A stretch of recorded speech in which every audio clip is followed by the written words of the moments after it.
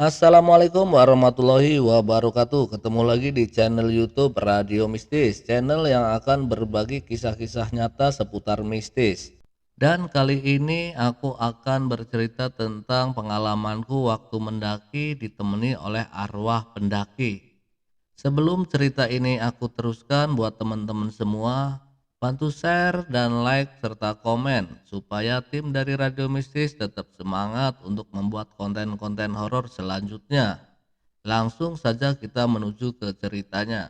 Pendakian kali ini adalah pendakian kedua bagiku. Setelah sebelumnya aku mendaki ke Gunung Penanggungan yang tingginya mencapai kurang lebih 1500 mdpl. Hari Jumat pagi kami berkumpul di kosan Fajar untuk membahas dan mempersiapkan pendakian yang akan dilakukan besok. Dari menentukan jalur hingga menyewa peralatan yang belum lengkap. Kami berencana naik ke Gunung Penanggungan berenam, yaitu Maya, Fajar, Agus, Herman, dan Aldi serta aku sendiri, Ani. Setelah lama berdiskusi, akhirnya kami putuskan untuk mendaki ke Gunung Arjuno via jalur Purwosari dan turun via jalur Lawang. Karena kata Fajar, kalau mendaki via Purwosari kita bisa melihat banyaknya peninggalan bersejarah di masa lampau. Singkat cerita, karena hari sudah mulai sore, kami pun pulang ke rumah masing-masing. Dan malam harinya aku browsing di internet tentang mencari artikel yang membahas tentang pantangan di Gunung Arjuno.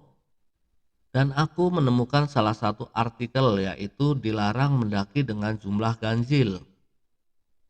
Singkat cerita, keesokan harinya kami berkumpul di kampus dan berencana berangkat bareng dari kampus dengan menaiki kendaraan umum. Pada saat kami berkumpul di kampus, aku mendapat telepon dari Agus dan memberi kabar bahwa hari itu Agus tidak bisa ikut mendaki karena ada keperluan yang benar-benar mendesak dan tidak bisa ditinggalkan. Aku memberitahu Fajar tentang itu dan Fajar sedikit kesal mendengarnya. Hingga akhirnya Fajar memutuskan untuk berangkat berlima. Mengingat artikel yang aku baca semalam bahwa mendaki ke Gunung Arjuno tidak boleh ganjil, aku pun bilang ke Fajar, "Jar, apa nggak sebaiknya ditunda aja pendakiannya?" "Lah, memang kenapa ditunda?" jawab Fajar dengan sedikit kesal.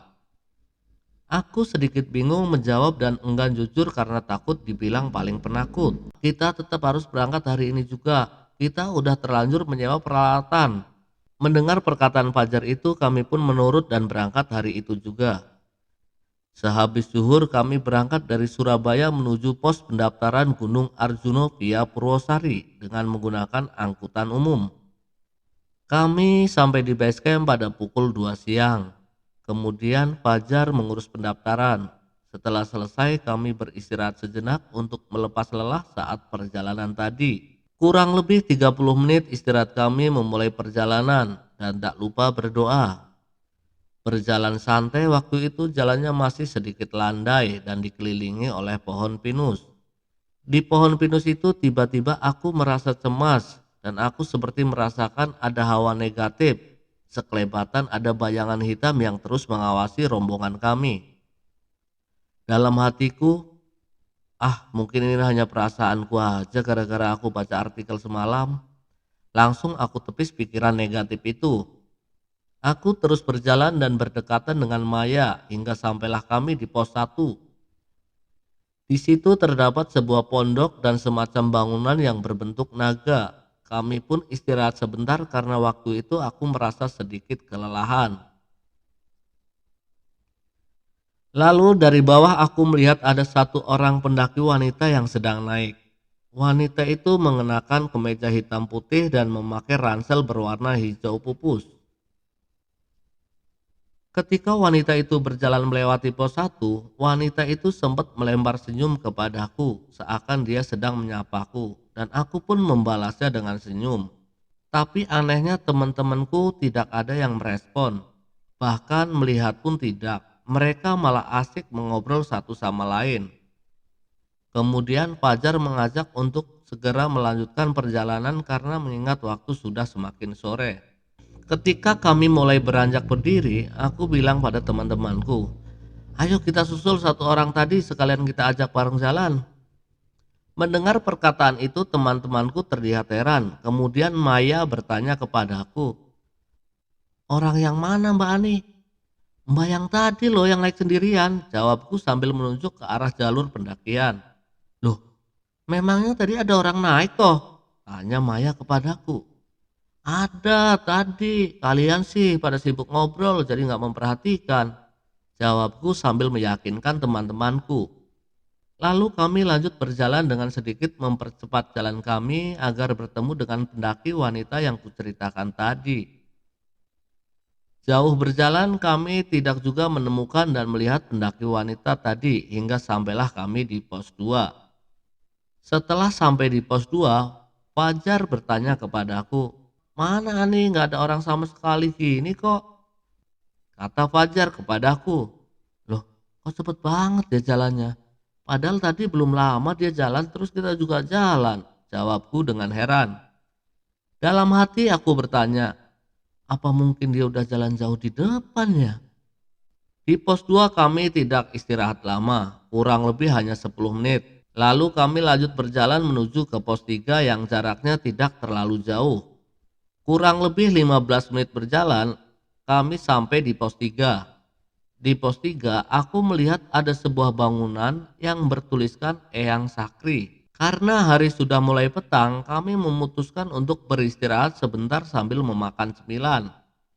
Ketika mereka sedang asik makan cemilan, tiba-tiba kami dikejutkan oleh pendaki wanita yang aku temui di pos 1.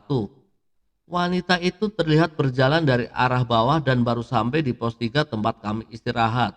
Melihat itu aku sangat terheran, padahal tadi dicari nggak ada, tiba-tiba sekarang baru sampai di pos 3. Harusnya secara logika wanita tersebut sudah ada di depan kami. Kalaupun dia berjalan dengan lambat, harusnya kami melewatinya karena dari pos 2 dia jalan duluan. Lalu kami menyapa wanita itu untuk mengajaknya bergabung dan wanita itu menerima tawaran kami. Lalu dia duduk di sebelahku. Fajar bertanya pada wanita itu, sendirian aja mbak? Iya mas, jawab wanita itu. Kok berani? Rumahku deket sini kok mas, jadi terbiasa, jawab wanita itu. Namanya siapa mbak? Kita kenalan dulu biar akrab.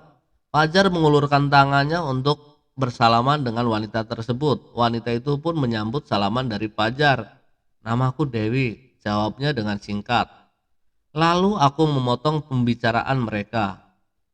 Mbak yang tadi ketemu di pos 1 kan?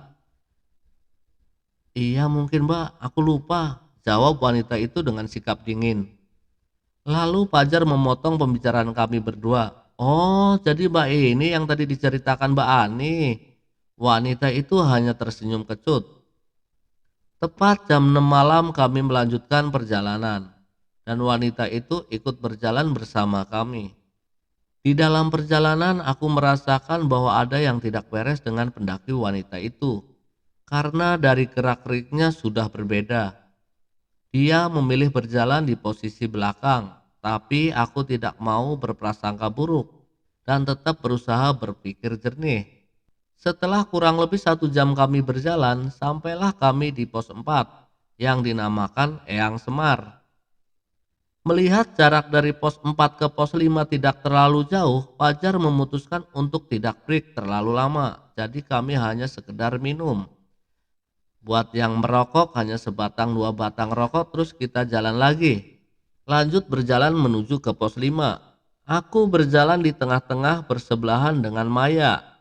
Lalu tiba-tiba aku mencium bau yang sangat wangi seperti bunga melati.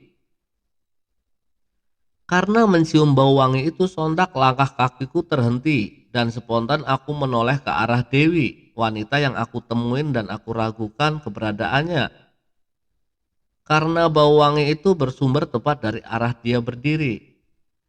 Dengan keras aku berkata, bau apa ini wangi banget?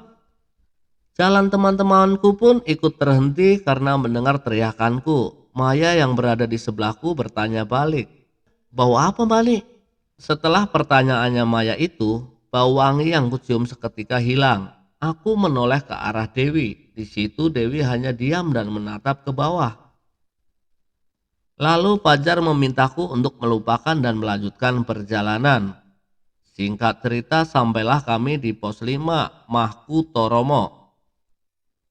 Disitulah kami istirahat di depan bangunan shelter. Dan di shelter itu kami bertemu dengan bapak-bapak. Mungkin beliau seorang penambang belerang. Kami sempat mengobrol dengan bapak-bapak itu dan bapak-bapak itu bilang, "Yen nang Gunung Arjuna sing hati-hati. Nek iso jumlahnya ojo ganjil." Atau artinya kalau ke Gunung Arjuna itu hati-hati. Kalau bisa jangan jumlah ganjil, kata bapak-bapak itu. Lalu Fajar menjawab, "Memang kenapa, Pak? Nek ganjil biasanya bakal ono lelembut sing ngetutno, nek iso nggawa kayu gawe genepi." Jawab bapak itu menasehati kami, yang artinya kalau ganjil biasanya bakal ada makhluk halus yang mengikuti. Kalau bisa bawa kayu untuk menggenapkan. "Iya Pak, terima kasih sarannya," jawab Fajar. Tidak tahu kenapa mendengar itu hatiku tiba-tiba berdetak hebat. Aku merinding sekali. Dan ketika kami asik mengobrol dengan bapak-bapak itu, tiba-tiba Dewi agak menjauh seakan tidak mau berkumpul bersama kami dan bapak-bapak itu. Setelah kurang lebih 20 menit kami di situ, kami pun berpamitan dengan bapak itu.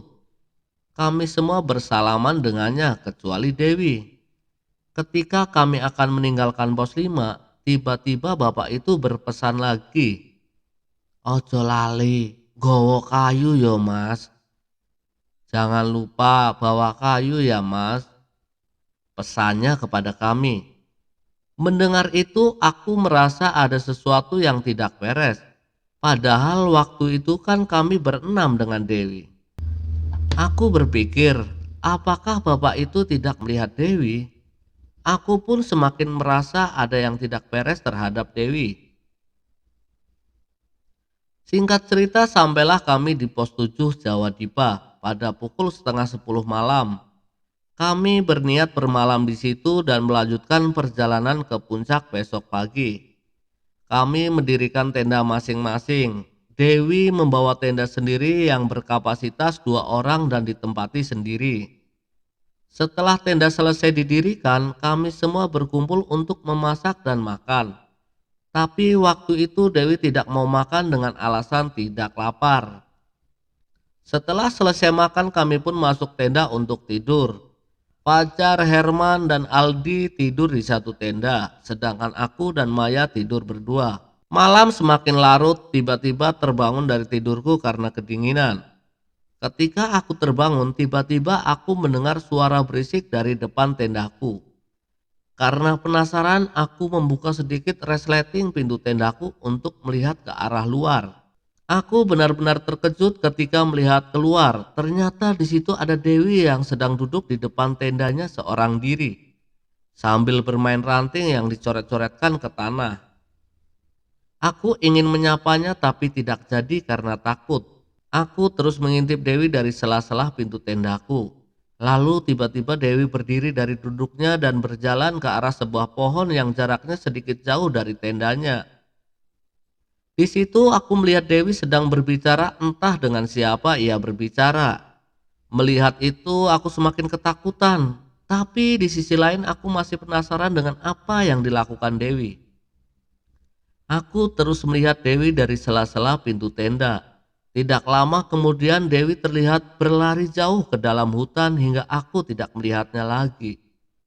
Karena takut, aku menutup pintu tendaku dan melanjutkan tidur, dan bibirku terus melantunkan doa agar tidak terjadi apa-apa kepadaku dan teman-temanku hingga akhirnya aku tertidur.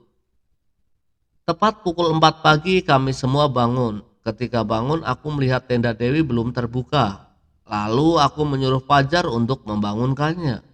Ketika Fajar mendekati tenda Dewi dan akan membangunkannya, aku dikagetkan dengan kedatangan Dewi yang tiba-tiba sudah ada di belakangku. Kali ini aku benar-benar kaget dengan keberadaan Dewi yang tiba-tiba di situ. Lalu Fajar bilang, "Walah, tak kira belum bangun Mbak Dewi, baru mau aku bangunin." "Udah Mas, tadi habis buang air kecil," jawab Dewi dengan muka dingin. Aku hanya terdiam karena waktu itu aku melihat raut wajah Dewi tidak terlihat seperti orang bangun tidur. Dan kedatangan Dewi itu tepat dari arah hutan tempat ia semalam berlari. Aku benar-benar ketakutan terlebih ketika aku melihat Dewi. Kami pun memasak pagi itu. Ketika kami sedang sibuk memasak, tiba-tiba Dewi berpamitan untuk jalan lebih dulu. Mas, Mbak, aku duluan ya, terima kasih udah mau bareng, kata Dewi. Loh, Mbak Dewi nggak mau nunggu makan dulu? Tanya Fajar. Enggak mas, aku buru-buru soalnya mau ketemu teman juga di atas, jawabnya lagi. Ya udah Mbak Dewi hati-hati ya, jawab Fajar. Lalu Dewi mengemasi tendanya dan pergi meninggalkan kami. Tidak lama kemudian setelah selesai makan, kami juga berkemas dan akan melanjutkan perjalanan menuju puncak. Ketika kami sedang beres-beres, tiba-tiba Fajar menemukan sebuah dompet berwarna ungu. Melihat itu, Fajar mengambilnya dan bertanya pada kami, apakah ada yang kehilangan dompet? Tanya Fajar. Tapi tidak satu pun dari kami yang kehilangan dompet. Karena tidak ada yang kehilangan dompet, Fajar pun membuka dompet itu. Ternyata di dalam dompet itu terselip kartu identitas Dewi. Pemilik dompet itu adalah Dewi yang tertinggal. Melihat isi dompetnya berisi surat-surat penting, Fajar pun membawanya dan berniat mencarinya di puncak untuk memberikannya. Singkat cerita, sampailah rombongan kami di puncak, kurang lebih pukul setengah 10 pagi. Di puncak kami mencari Dewi dan menanyakan kepada pendaki lain apakah ada pendaki wanita yang mengenakan kemeja hitam putih memakai ransel berwarna hijau pupus. Tapi tidak ada satupun pendaki lain yang melihatnya. Hingga akhirnya kami berpencar, tapi tetap saja tidak menemukannya. Karena tidak menemukan sosok Dewi, Fajar membawa dompet itu turun dan berniat mengantarkannya ke rumahnya. Karena di kartu identitas itu tertulis alamat rumah Dewi yang kebetulan tidak jauh dari base camp kami turun. Waktu sudah menunjukkan pukul 11 siang. Setelah kami semua puas untuk berfoto-foto di atas puncak, kami pun memutuskan untuk turun lewat jalur lawang. Singkat cerita, sampailah kami di Padang Sabana di jalur pos 3 menuju pos 2. Sabana di situ sangatlah luas dan sebelah kiri kami terdapat sebuah bukit yang dinamakan Gunung Lincing. Sesampai di situ, tiba-tiba aku melihat Dewi sedang berjalan jauh di atas Gunung Lincing. Aku memberitahu teman-temanku dan kemudian berteriak memanggilnya karena ingin mengembalikan dompetnya. Tapi Dewi tidak mendengar teriakan kami, mungkin karena jaraknya terlalu jauh. Fajar mengajak kami untuk mempercepat langkah kami agar bisa bertemu Dewi di pos 2. Karena di pos 2 itu satu jalur dengan Gunung Lincing. Sesampai di pos 2 kami menunggu kedatangan Dewi, tapi Dewi tidak kunjung datang. Kami menunggunya hingga kurang lebih 30 menit. Tapi di sisi lain kami juga ragu antara belum sampai atau Dewi sudah turun duluan. Karena lama menunggu, kami pun bergegas melanjutkan perjalanan agar segera sampai di base camp. Sesampainya di base camp, kami bertanya kepada petugas apakah ada seseorang pendaki wanita yang mengenakan kemeja hitam putih memakai ransel hijau pupus turun lewat sini. Tetapi petugas base camp menjawab tidak ada. Aku menyarankan pada Fajar untuk membawa dompet itu dan mengantarkannya ke alamat yang tertera di kartu nama Dewi. Setelah itu kami turun menggunakan ojek. Setelah sampai di Pasar Lawang, Fajar berniat mengantarkan dompet itu seorang diri. Karena sesuai alamat dan kami bertanya ke tukang ojek kalau alamat tersebut tidak jauh dari Pasar Lawang. Jujur aku benar-benar penasaran dengan Dewi. Aku ingin ikut mengantarkan dompet itu bersama Fajar. Setelah aku meminta ke Fajar, Fajar pun tidak keberatan. Berangkatlah kami berdua ke alamat Dewi. Sesampai di alamat tersebut, Fajar meminta tukang ojek untuk menunggu kami. Fajar mengetuk pintu rumahnya dan yang membukanya adalah ibunya. Kemudian Fajar bertanya pada ibunya Dewi, "Maaf, apa benar ini rumahnya Mbak Dewi?" "Bener mas, dan Mbak ini temennya ya?" jawab ibunya Dewi. "Iya Bu, tadi kita sempat bertemu Mbak Dewi di gunung dan menemukan dompet ini tertinggal di gunung," jawab Fajar sambil menunjukkan dompet yang ditemukan tadi.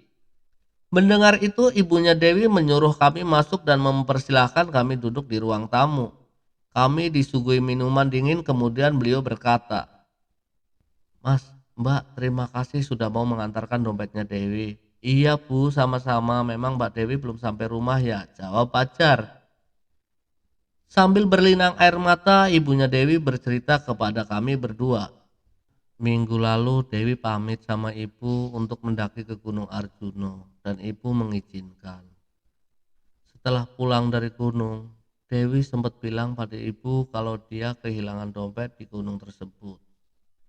Karena teledor, ibu sempat memarahinya. Soalnya waktu itu surat-surat kendaraan ada di dompet Dewi semua. Keesokan harinya Dewi kecelakaan ketika akan pergi ke rumah temannya untuk mengajaknya kembali ke gunung mencari dompet, dan nyawanya Dewi tidak terselamatkan. Dewi sudah meninggal 2 hari yang lalu dan ibu sangat menyesal sudah memarahi Dewi waktu itu. Aku benar-benar tidak bisa bicara apa-apa. Ternyata Dewi yang kami temui di gunung itu bukan Dewi yang sebenarnya. Kami berdua pun berpamitan dengan ibunya Dewi untuk pulang. Kami kembali ke Pasar Lawang dan bersepakat untuk tidak menceritakan hal ini kepada teman-teman kami. Terima kasih, sampai di sini ceritanya. Cerita ini ditulis oleh Vidi Muhammad di akun Twitternya. Buat teman-teman yang pengen membaca langsung, silakan kunjungi Twitter Vidi Muhammad. Sampai ketemu di konten saya selanjutnya.